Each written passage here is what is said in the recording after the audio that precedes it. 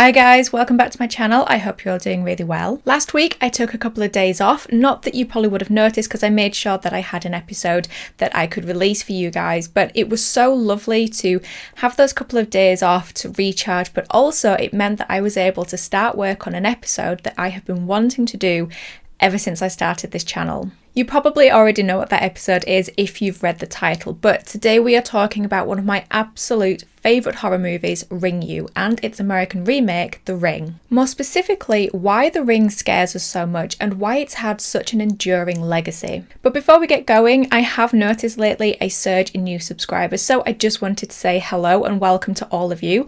My name is Sarah and this is where I talk about horror movies. And I would also like to say a huge thank you to any and all of you here on YouTube and over on Instagram for all of your support, shares and shout outs. I have seen you and I am so grateful for your support. Also a big shout out to Ash over at Popcorn and Horror. He's one of the main reasons why I have had so many new subscribers recently. He has a lovely channel here on YouTube. I will leave a link to it in the description box. It's geared towards collections and hauls, so make sure to go check out his channel. Also, just a heads up, this episode is going to contain spoilers. Lots of them. This is going to be a deep dive talk about both of the movies, so that is your warning if you haven't seen them yet. Go watch the movies and then come back to the episode. The Ring franchise is absolutely massive, far bigger than I was aware of before researching this episode. It spans multiple decades and multiple media forms and multiple countries. It consists of 6 books, a manga series, 2 TV shows, 2 video games, 8 Japanese films, including a crossover with another J-horror franchise, Ju-on, also known as The Grudge, in Sadako vs Kayako, 3 American films and 1 Korean film. The story of The Ring is based around a cursed videotape containing strange and haunting images. For anyone who watches the tape, they will receive a telephone call telling them that they will die in 7 days. The cursed videotape is a creation of and representation of the fury of the story's villain Sadako, or Samara in the American remake. The franchise began with the release of Ring, a mystery horror novel released in 1991 and written by Koji Suzuki. The book contains significant differences from the movie adaptations. The main one being that the lead character is now Kazuyuki Asakawa, a male reporter who begins to investigate the cursed videotape after the death of his nephew. Another big difference is that of the characterization of Ryuji. In the book, he is Asakawa's friend instead of ex-husband, and he is a thoroughly unpleasant person. There was a TV movie adaptation released in 1995, and to date it is the most accurate depiction of the book. However, it failed to make any real impact. Then in 1998, the theatrical movie adaptation Ringu, also known as Ring, was released. This adaptation had huge success, and even though there were already 2 sequel novels, it was the movie that ignited the growth of the franchise. Apparently, the book had sold 500,000 copies by the beginning of 1998, and 1.5 million copies by July of 2000. The Japanese Ring was shortly followed by an American remake called The Ring, released in 2002. And I think whether it's the Japanese or the American version, this film is up there as a favourite for a lot of people, and I know it's very popular in my own little horror community. But of course, I'm obviously not speaking about every horror fan. There will of course be people out there who either haven't seen the films or just don't like the films. But for a few, and I'm mostly thinking of my own generation, those who were teenagers when the movies came out, who were young and impressionable, this was a defining horror movie. This is the one that scared us and traumatised us. If you've been around here on my channel for quite a while, you probably will have heard me mention these movies before and my own personal relationship with them. Ring is one of the horror movies that has shaped me as a horror fan. While Scream and Psycho helped begin my love affair with the horror genre and were some of the first that I saw, Ring is one of my greatest movie experiences. It is the movie that scared me the most and the one that genuinely traumatised me. In college, studying film, we went to a lecture, and as part of it we got to see the Japanese Ring on the big screen. We all screamed together, we all jumped together, and we all laughed in relief together. And then, when the movie ended and a bunch of us saw that we had missed calls and voicemails, we were all convinced we were going to die in 7 days together. What added to my experience was that I then went home to a house that had a VHS tape player and had unlabelled VHS tapes, and it certainly helped make Ring and Sadako feel like a genuine threat in my own world. Despite having been terrified by Ring, I was also strangely fascinated by it and the effect that it had had on me. I would often sneak a little look at the cover of the DVD in shops, and despite hating the drawing of Sadako that my dad had done and hung in his bedroom, every now and again I would feel brave enough to go and sneak a little look at her. A few years later, I even went to see the American sequel on the big screen, and even more years later, still I finally watched the American remake and the third sequel, Rings. It would be a year or two later before I could finally revisit the original Ring, but when I did, it didn't quite scare me the way it had done originally. It did still scare me, and that end scene involving Ryuji sent shivers down my spine and still made me feel so uncomfortable. It has, however, cemented itself and taken a place alongside Scream and Psycho as one of my favourite horror movies. Since I began this channel, I knew that I was going to do an episode on these movies, not just reviewing them, but taking a really good deep dive into them and trying to answer the question, why does The Ring scare us so much, and why does it have such an enduring legacy? Generally speaking, there is often an agreement between the horror movie and its audience, a set of rules almost that help us, the audience, feel a sense of security. What Ring does is break this agreement in a few different ways. The first way it does this is by making the audience participate in the movie. Alexandra Hella Nicholas, in her video essay Circumnavigating Ring, says that in Ring, there is no such thing as passive viewing. The film forces us to watch the cursed videotape in full, placing us in the same amount of danger as the main characters. As an audience, we feel quite safe watching Nightmare on Elm Street, as we are not one of the Elm Street kids, and we feel safe watching Friday the 13th because we are not camp counselors around Crystal Lake. But in Ring, the only requirement to be a target of Sadako or Samara is to have watched the cursed videotape, and now we've done that, so there is no safe distance or detachment between us and the lead characters, who are also in danger. I also love the parallel that is drawn by Hella Nicholas.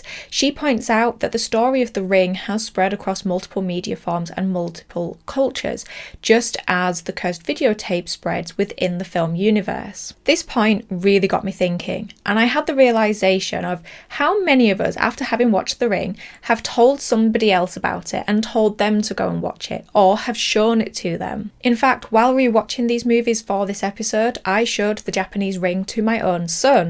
This of course means we are taking the same actions as the movie characters, and this is another way how the film makes us, the audience, complicit in the movie. Hella Nicholas also makes the point that we, the audience, are encouraged to study the cursed videotape and try to decode the hidden messages within. Seeing as how we've watched it, we might as well now try to figure it out along with the lead characters. The second way that Ring breaks this agreement is by removing the safety of our TV screen. We can feel a certain level of safety knowing that the horrors of the movie are locked behind the TV screen and can't get at us. We have a level of control because we can turn the TV off and walk away. But in Ring, the killer comes for us by literally crawling out of our TV set and across the floor. Even if you turn it off or unplug it, she is still coming for you. The Ring isn't the first or the only movie or TV show to break this agreement and use it against the audience, but it honestly doesn't matter. It is done so well here and is so incredibly effective. For me, a personal way that The Ring is scary is how Sadako and Samara kill their victims. They scare them to death. They scare them so much that their hearts just stop. That to me is a terrifying idea, that something can scare you to death, especially if you are already scared of Sadako and Samara, which I am. The Ring doesn't rely on gore and violence. Instead, it's a psychological and supernatural horror movie that, for the most part, especially in the Japanese Ring, leaves a lot to the audience's imagination. There are a couple of strategically placed jump scares and some terrifying scenes which help keep the audience awake and engaged. But with only a handful of these moments, the movie still manages to maintain a level of fear and unease throughout its runtime. This is achieved through the use of sound, disturbing images, and sound cards. And personally, in my opinion, I think the use of the sound cards is more effective in the original Ring. They begin to appear on the day that Asakawa and Rachel watch the cursed videotape, and then for the rest of the movie they count along and count down to something. but something that we don't know what it is yet. We know that on the last day the characters will die, but we don't know how. So these date cards are counting down to an unknown horror. The date cards act almost like the bedroom scene in Paranormal Activity act. The repeated appearance of them trains your brain to feel tense and uneasy. And the sound cards are also paired with sound cue, and the use of sound is really important in The Ring. Throughout the movie, there are also lots of industrial sounds mixed with sounds that you might find in nature. So for example, you might hear the hiss of TV static or the rumbling and crashing of water and waves.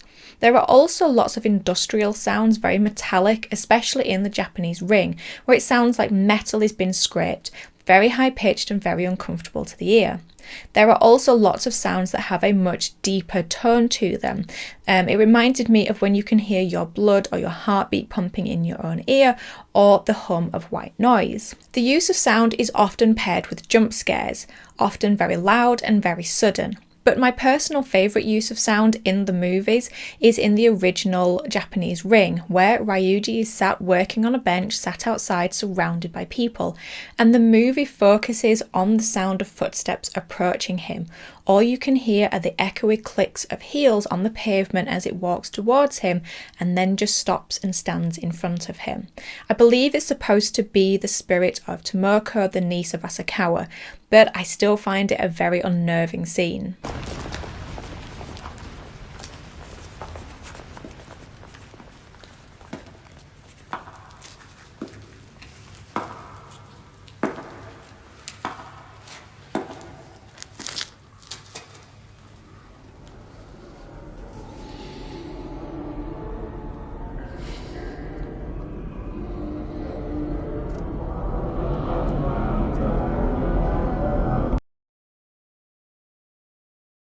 Like a lot of horror movies, Ring is full of commentary and has a lot to tell its audience.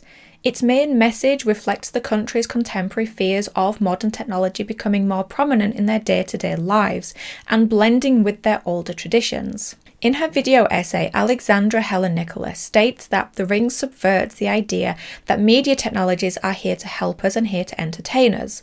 This assumption that technology is here to help is proved wrong in both adaptations of the story. For example, in the American remake, Noah's phone won't work when he's desperately trying to get hold of Rachel. The curse is conveyed through a videotape and the death message is delivered through the telephone. And in the American remake, Samara's adoptive father takes his own life by electrocuting himself using electronic devices like his TV set. I made the point earlier that the audience is encouraged to study the cursed tape and decode the hidden messages. Nicholas believes that getting the audience to mistrust the tape and to try and figure it out is a metaphor for the movie's message. You need to understand media in case it ruins your life. The contrast between old and new is not just shown through technology, but also through some of the movie's settings. In the Japanese Ring, Ryuji and Asakawa journey to a nearby island to investigate Sadako's life and her family.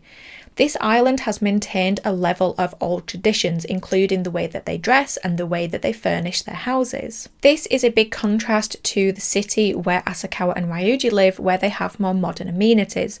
This is another way that the movie shows this fear of the past coming back to hurt us and the hidden dangers of the unknown future. I think the other most prominent message in the movie is that of morality and evil. Is evil born or do we become evil? The Ring uses its villains Sadako and Samara to represent this question, and the Japanese and American adaptations take different approaches to this question, which we will get into more further on. But it also raises the question of morality and when do our actions become evil? By the end of the movie, we are told that the way to survive the cursed tape is to make a copy of it and show it to somebody else, passing the curse on to them in the meantime. But if we are in fact spreading the curse on, are we any better than Samara and Sadako? The Japanese movie ends with two characters talking about the tape. One asks the question of what happens to the person that you show it to.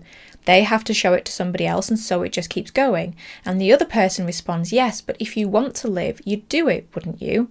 This question is left hanging in the air, encouraging the audience to ask themselves the same question. Would you do it too? But under these two more prominent messages, there are further things to be read from The Ring.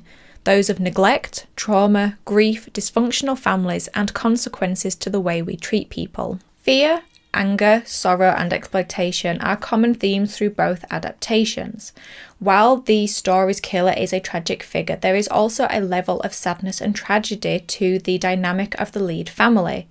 The father is absent from his son's life, the marriage has failed, and in the end, despite a glimmer of reconciliation, the father dies because he was trying to save his ex-wife and son. Colette Balmain, author of Introduction to Japanese Horror, says that Yoichi is a neglected child, neglected by his mother who is struggling to balance her career with her life as a single parent. This is also repeated in the American remake, and the distance in the mother and son relationship is further highlighted by Aiden calling his mother Rachel. Balmain also draws parallels between Yoichi and Sadako, as she too is neglected by her family and ultimately condemned to death. In both the Japanese and American adaptations, there are lots of parallels drawn and repeated patterns between the parents and the children. Ryuji passes his abilities on to his son Yoichi, just like Shizuko passed her abilities on to her daughter Sadako. And like Ryuji, Noah is also an absent father to Aiden, explaining that he doesn't think he would be a very good dad because of how terrible his own had been. A lot of the reason why Ryuji is an absent father is seated in his belief that he and Asakawa should have never had a child in the first place. He believes that people like himself will never be accepted by the outside world, and now he has passed that problem on to his son Yoichi. This is another recurring theme through Ring, our treatment of people because they're different and the consequences of this. This is also another parallel drawn between the characters of Ryuji and Shizuko, their abilities. While Shizuko was exploited and ridiculed, Ryuji is able to lead a fairly normal life because he hides his abilities, but he comments on how media and society hasn't changed in the years since Shizuko's death. He is well aware of the danger posed to him and his son. Sadako was herself killed because of her abilities, and she and her mother are disliked by the locals because they are deemed to be different. Shizuko was exploited first by her own family. Her cousin exposed her to the local newspapers hoping to have financial gain. And then again she was used by Dr. Ikuma again for his own personal gains. But in the end, the cruelty and mistreatment by people leads her to take her own life. This is another idea that is common through the adaptations, being neglected, mistreated and betrayed by those that are supposed to care for you and protect you. Despite being based on the same book, there are significant differences between Ring and The Ring, and I think a lot of this stems from cultural differences. In Ring, supernatural abilities are much more commonplace, with Ryuji, Yoichi, Shizuko and Sadako all having abilities, but with differing levels of power. In Ring, there's also the addition of the evil spirit of Tomoko, Asakawa's niece. In Japan, they believe that hauntings and ghosts can occur when somebody dies in an extreme emotion or situation, so for example fear, anger or murder. So not only was Tomoko killed by the cursed tape, but she then becomes an evil spirit like Sadako because of the fear and fury that surrounded her death. In The Ring, while there are fewer supernatural abilities, there are more supernatural visions and events that happen before the end of the movie. So for example, visions of Samara and coughing up long strands of hair. They also foreshadow the idea that something can escape from the video and break through the TV screen when Rachel pulls a fly from the video. The Ring also suffers from the time that it was released. It has characters nastily sniping at each other a lot, which was so prominent in movies back in the early 2000s. And unlike Ryuji, Noah doesn't initially believe or support Rachel in her fears and concerns. In Ring, the cursed videotape already exists by the beginning of the movie. The first time that we meet Asakawa, she's interviewing some schoolgirls about the tape's existence, but in The Ring, the tape doesn't already exist. Instead, it is created by Katie and her friends when they try to record something off of TV, but instead capture Samara's video. Both adaptations have the same messages for the most part, but the American remake is a lot less subtle when it comes to the movie's main message. The movie actually opens with the character Katie saying that she hates televisions. She then goes on to explain to her friend that televisions and telephones are emitting magnetic waves into the air and damaging our brain cells. I hate television. Gives me headaches. You know, I heard there's so many magnetic waves traveling through the air because of TV and telephones that we're losing like 10 times as many brain cells as we're supposed to. Like, all the molecules in our heads are all unstable. All the companies know about it, but they're not doing anything about it. It's like a big conspiracy. So the main message from The Ring is very clear from the get-go. Technology, bad. Another slight difference between the movies is how they decide to tackle that end scene, and for me personally, I have always preferred the Japanese ending. I love the image of Asakawa driving down the empty road, the image of this lone car driving off into the future with a storm cloud gathering above her, symbolising the oncoming storm that is Sadako's curse being released on the world. The Ring chooses to show us Aiden making a copy of his tape and asking the question what will become of the person they show the copy to.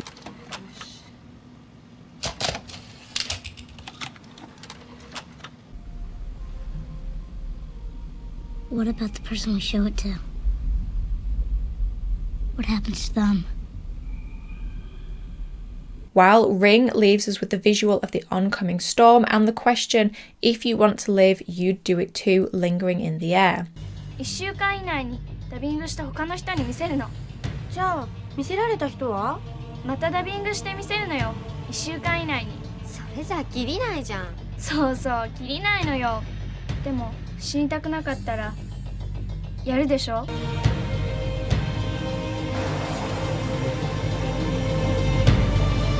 But both endings tell the audience how to survive the curse and leave us with that moral question.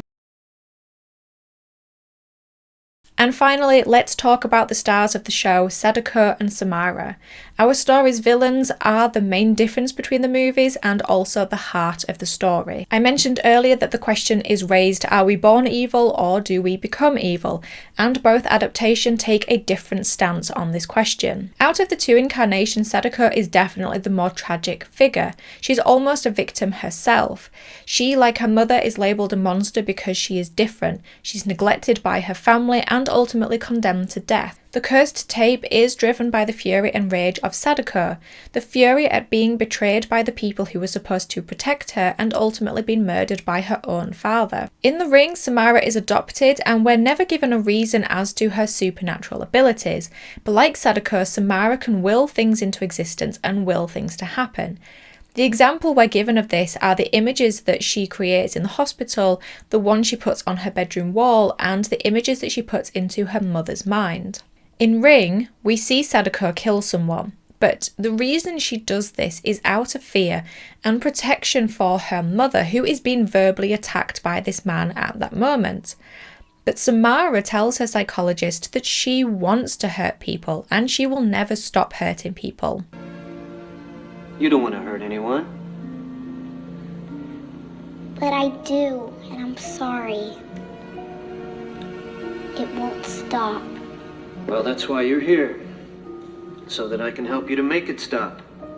As I mentioned before, Sadako's tape is a result of her rage, but it is heavily implied in The Ring that because of Samara's abilities to create and control images either physically or mentally, she knows that she will create this cursed video, or at least she knows that she will create pain and suffering for people. Sadako isn't a monster because of her powers, but because of the cruelty of people and the fact that she is killed because of them. Her powers allow her the ability to become a monster. But Samara is born a monster. She causes the horses to drown themselves, she admits that she wants to hurt people, and she drives her adoptive mother to madness because of the images that she places in her mind. The Ring also makes the change that it is her mother that kills her and not her father because she has been driven to madness. I think the stance that the Japanese version takes is that you become evil, you're not born evil.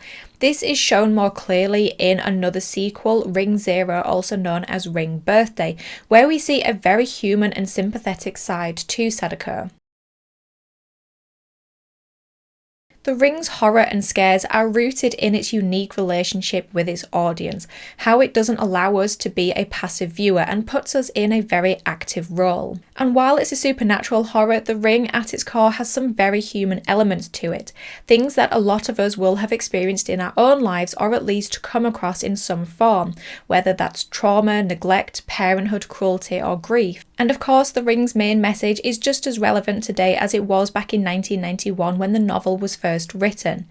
The fear of the consequences of our past actions and the fear of the unknown but fast approaching future. I hope you guys enjoyed this episode as much as I enjoyed researching and writing it. Let me know down below your own thoughts and takes on this franchise, and also let me know if this movie was as defining a horror movie for you as it was for me. But in the meantime, thank you as always for stopping by. I really do appreciate it. Take care of yourselves, and I will talk to you in the next episode. Bye guys.